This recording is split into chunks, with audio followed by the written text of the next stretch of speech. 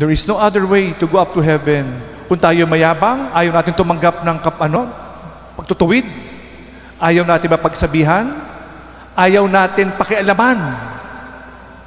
Pag walang gusto makialam sa atin, sino man, kahit na sino, ayaw natin pakialaman, nakakatakot.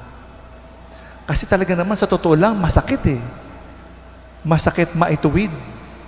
Masakit mapagsabihan.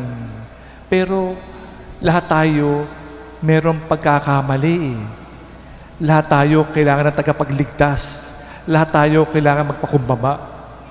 Kaminsang komportable na, matanda na ako, alam ko na lahat yan, alam ko na yan. We are all growing. Meron pa tayong matututunan. Kahit na ikaw ay 60, 70, 80, 90 years old, 100 years old, walang may alam ng lahat. Marami pa tayong dapat matutunan. At yung kapangyarihan ng Diyos ang sumasakop sa atin at inutuwid